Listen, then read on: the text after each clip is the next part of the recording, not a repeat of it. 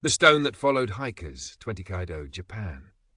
They say the mountains of Hokkaido have their own way of listening, quiet, patient, and older than memory.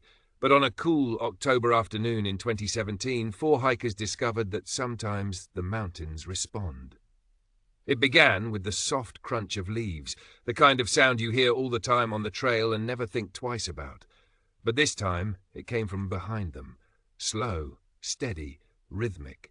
At first, they brushed it off as another group catching up.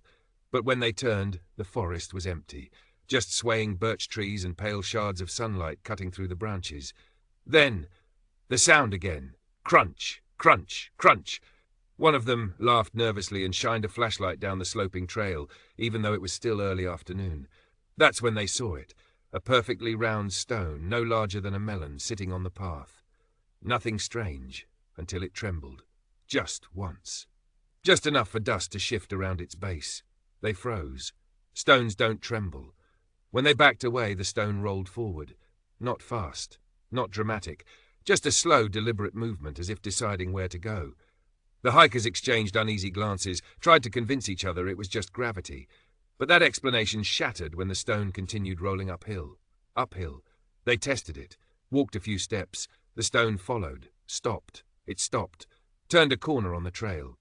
And the stone, scraping softly like something breathing through grit, turned after them.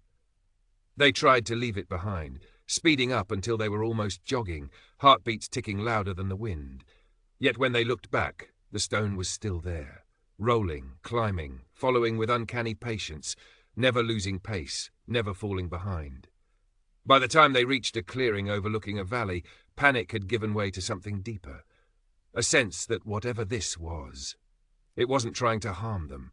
It was simply accompanying them, as though the mountain had chosen them for reasons it didn't intend to explain. At the edge of the clearing, the stone stopped. It didn't roll forward again. It didn't tremble. It simply sat there, facing the hikers as they stood in stunned silence. A breeze pushed through the grass. The forest creaked. And then, as if satisfied, the stone gently tipped on its side and settled into the dirt. When they returned days later with cameras, drones, and 2 curious park rangers, the stone was gone.